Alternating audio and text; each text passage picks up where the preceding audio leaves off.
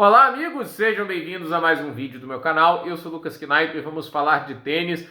Vamos falar sobre o quarto dia de Wimbledon, mais jogos concluídos, a gente tem mais algumas eliminações de cabeças de chave. Hoje foi o dia de Jack Draper dizer adeus ao torneio, Tommy Paul também se junta a Draper e a vários outros cabeças de chave que foram eliminados muito precocemente, né? Tem outros nomes eu acredito que também já deixaram, Félix Auger-Aliassime também foi eliminado.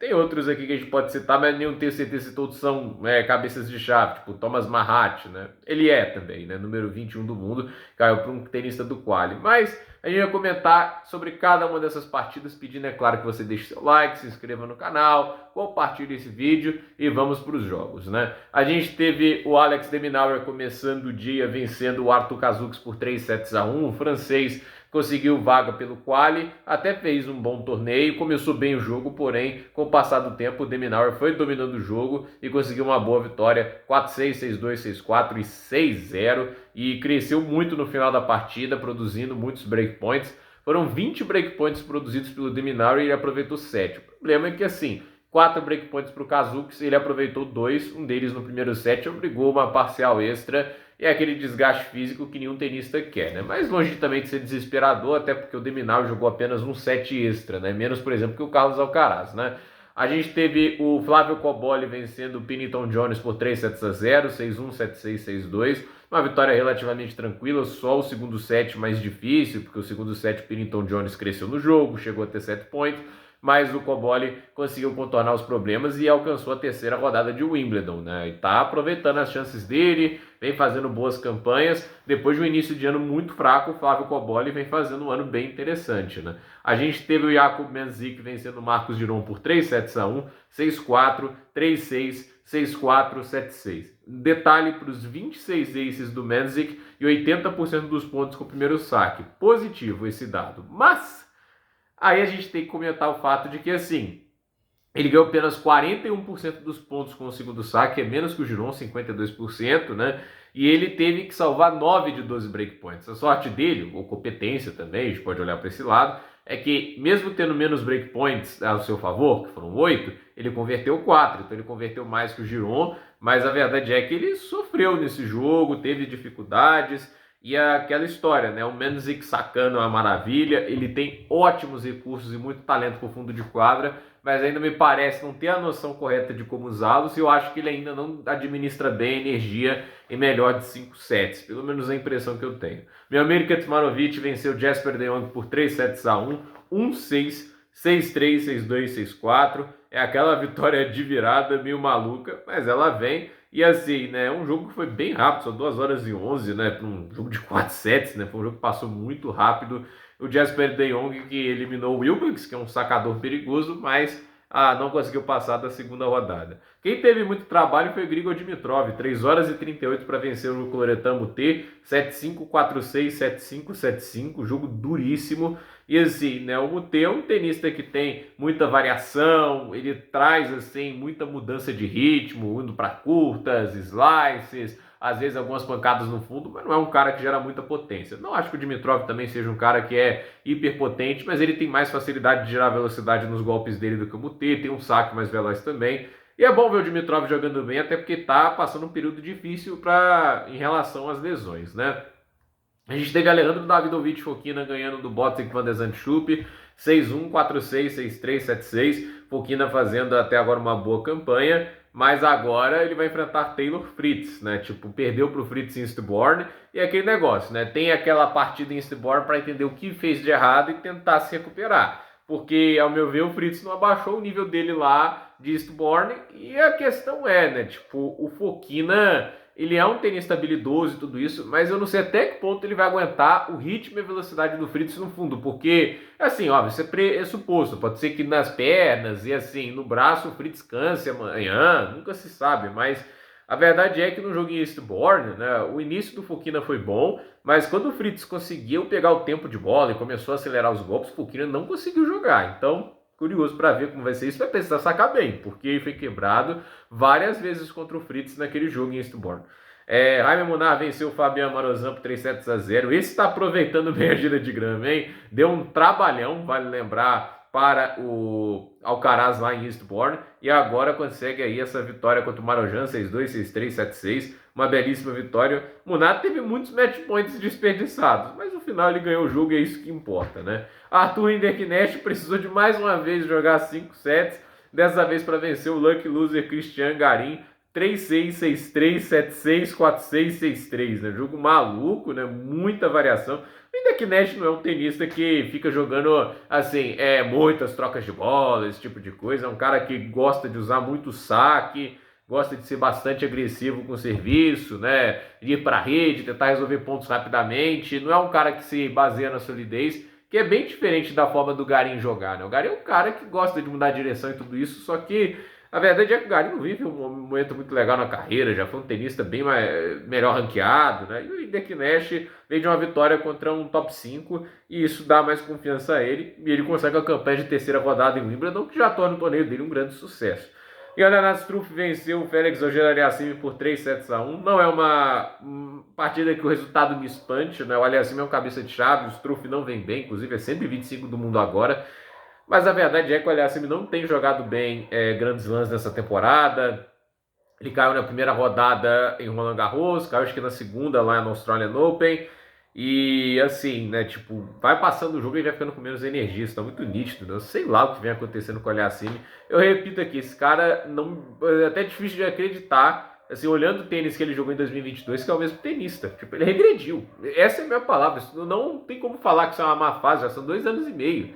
Ele regrediu como tenista, né? Um cara que estava sólido no top 10, conseguiu 60 vitórias no ano, e assim, parecia em franca ascensão, e agora o cara tem dificuldade de ir para uma segunda semana de Grand Slam. E a verdade é, assim, em 2021, aliás, e não era uma coisa tipo fora da curva, em 2021, aliás, ele teve semifinal de US Open, quartas de final do Australian Open também em 2022, né? Tipo, ele era um cara capaz de chegar longe nos grandes lãs. É impressionante o que aconteceu com a carreira do Aliassime, né? Essa reviravolta, porque era um tenista tão bom, né? Tão promissor, e o cara assim, não se reencontra. É impressionante. E vamos ver agora, né? Yana Struff vai enfrentar Carlos Alcaraz. Esse jogo, por mais que o Struff esteja mal ranqueado, né? O Fonini também estava, né? Esse jogo nunca foi um jogo que o Alcaraz gostasse, né? Nunca conseguiu lidar bem com o saque do Struff. Mais do que isso, esse jogo cortando o ritmo que o Struff tem sempre incomodou o Alcaraz, né? Acho que eu não me lembro do jogo entre os dois. Tipo, acho que o Alcaraz ganhou todos os jogos entre os dois, mas um foi em sets diretos, né? E eu acho que a última coisa que o Alcaraz fez agora é mais um jogo chato, difícil, enjoado, depois do susto que ele passou com o Fonini na primeira rodada, né? O Novak Djokovic ganhando o Daniel Evans por 3-0, 1h47, 6-3, 6-2, 6-0. Jogo muito tranquilo do Djokovic. 89% dos pontos com o primeiro saque, 69% com o segundo. Produziu 16 breakpoints, né? Deve ser o líder do torneio em produção de breakpoints, né?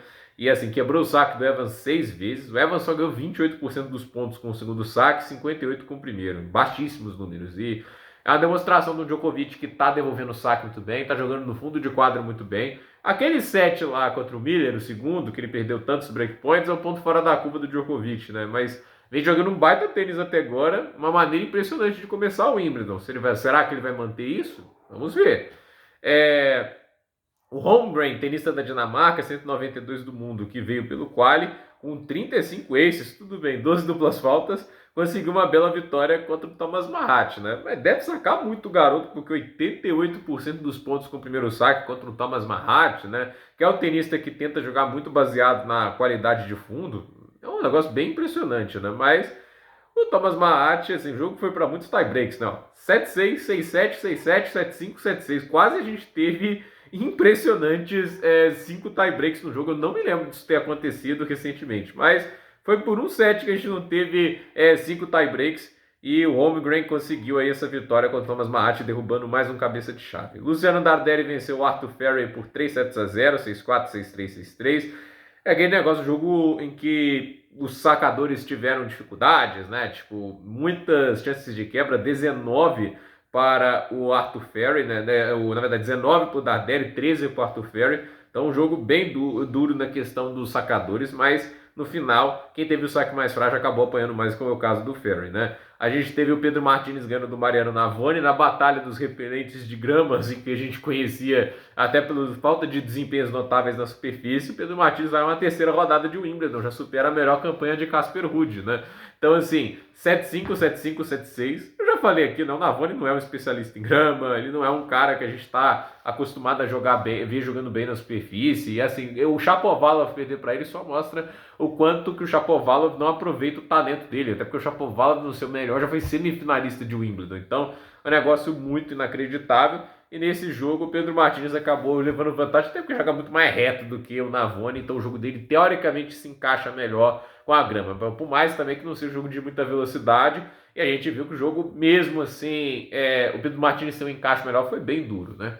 Brenda Nakashima ganhou do Riley Opelka por 3-1, 7-5, 6-2, 6-7, 6-3, né? O Opelka, assim, é um super sacador e tudo isso, mas é muito pouco confiável, né? O nível de tênis dele oscila de uma maneira e ele, assim, tem dias que não tá lá jogando bem no fundo de quadra. Tem os dias que ele tá bem, mas tem dias, como é o caso de hoje aí, que o Nakashima passou por cima dele, mesmo sem ter aquele super recurso de fundo, né? Tipo, só pela solidez dele conseguiu envolver bem o Riley Opelka. O Sebastian Hoffner venceu de virada o Tommy Paul. Essa vitória eu não esperava, mas a verdade é que, assim, esse torneio é o torneio das zebras, né? 1-6, 7-5, 6-4, 7-5. O Paul também chegou ao torneio fisicamente mal, né? Sem fazer muitos preparatórios. Mas o dado que define o jogo, né? Eu acho que é isso que a gente tem que falar. O Paul produziu 14 breakpoints na partida inteira e aproveitou 4. A maioria, obviamente, no primeiro set que ele ganhou 6-1. O Hoffner produziu 4 breakpoints no jogo inteiro. Ele aproveitou todos os 4. E aí que a partida se define, né? Tipo, o Tommy Paul, ele não aproveitou as chances que criou e, pelo outro lado, toda vez que o Hoffner tinha uma chance, ele aproveitava. E, assim, teve o jogo numa condição que parecia favorável, mas no final virou um jogo quase todo a favor do tenista austríaco que consegue essa vitória por 3-1. Lorenzo Sônego venceu o Nicolas Basilashvili por 3-1, 6-1, 6-3, 6-7, 7-6, conseguindo aí avançar a terceira rodada. O Sônego não é o tenista com maior tato na grama, mas está conseguindo aí jogar muito bem, né? E assim, é um tenista que não pode dar muita confiança porque ele é perigoso, se movimenta bem, tem bons golpes no fundo, né? Marin Cilic ganhou do Jack Draper por 3-1, 6-4, 6-3, 1-6, 6-4. Olha, impressionante esse resultado, mas por outro lado a gente já sabe a qualidade do Marin Cilic para jogar tênis, né? E assim, o Draper muito vulnerável no segundo saque, apenas 46% dos pontos com o segundo, enquanto o Cilic teve 60%. E ali mesmo no momento que parecia que o Cilic estava começando a cansar, né? Parecia que a perna dele estava ficando um pouquinho mais pesada, ele foi lá e conseguiu vencer o Jack Draper, que acabou no momento mais decisivo, encolhendo o braço mais ainda, né? Tipo, ele não é um tenista que acelera muitos golpes, mas deixou a bola flutuando muito mais com um cara que é excepcional atacando. Então, bela vitória para o Cilic. E o Jannik Sinner teve um treino muito de luxo, né? Vencendo o Alexander Vukic por 3-0 em 1h39, 6-1, 6-1, 6-3. Uma vitória também nem um pouco surpreendente, até porque o Vukic está longe de ser a maior ameaça para o tenista italiano, né? E aqui a gente tem, no contexto, a ATP, ela teve aqui já acreditando os jogos que foram interrompidos, né? O Ben Shelton ia sacar para o jogo agora há pouco, né? Só que o que aconteceu, né? A gente teve uma interrupção, porque o jogo estava faltando luz natural e não deixaram o Ben Shelton fazer o último game, porque durante a interrupção do 5-4 chegou até 3 match points, né? Então ele vai ter que voltar amanhã, provavelmente para jogar um game contra o Ricky Indicata, né? No momento o jogo tá 6-2, 7-5, 5-4 para o Shelton, né? E até agora tá jogando bem na grama, né? Pelo menos nesse torneio. E a gente teve o jogo ainda vai ter amanhã, no último set, entre Gael Monfils e Marton Fucsovics. Outro jogo que podia já ter acabado, né? O Gael Monfils perdeu o primeiro set 6-4, depois virou 6-1, 6-4 no segundo e no terceiro set. Perdeu o terceiro set, né? No quarto set, quer dizer, por 7-6 com 7-5 no tie-break. Chegou a estar 3-0 o Fucsovics. Aí o Monfils ganhou 5 games seguidos. Chegou a ter um 15-30, né, na hora que o Fucsovics sacava 3-5. Chegou a sacar para o jogo e o Fucsovics quebrou de 0. E aí a gente teve tie break, chegou a ter mini break à frente, mas o Fucsovics venceu 7-5. E assim, nitidamente, o Monfils ainda é um tenista que, em termos de habilidade, é fantástico, mas físico ainda falta perna, né? Tipo assim, hoje é muita questão da idade, né? Eu acho que ele é um cara que ainda usa muito da capacidade de explosão que lhe resta, e isso acaba acelerando o cansaço. A gente viu contra o Draper, ele perdeu muito pelo cansaço, não tanto pelo tênis em si, porque em termos de tênis ele estava nivelando muito o jogo contra o britânico. E aqui é aquele negócio, o Fucsovics é muito bom tenista de grama, e eu acho que essa paralisação é boa para o Monfils. Eu não conseguiria ver o Monfils ganhando o jogo fisicamente, né? Então ele ter um pouquinho de tempo para descansar vai ser bom para ele, né? E os jogos que acontecem amanhã?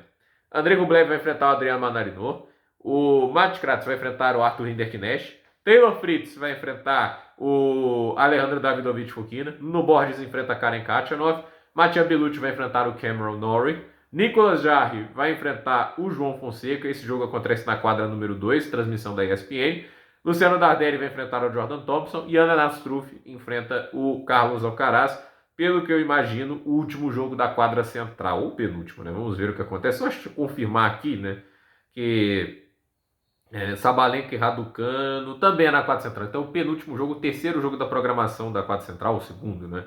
Então, vamos ver o que acontece então amanhã nesses jogos. Acho que a gente vai ter duelos bem interessantes. Por esse vídeo é isso, gente. Duplo nos comentários, deixe seu like, se inscreva no canal, compartilhe este vídeo e até o próximo vídeo.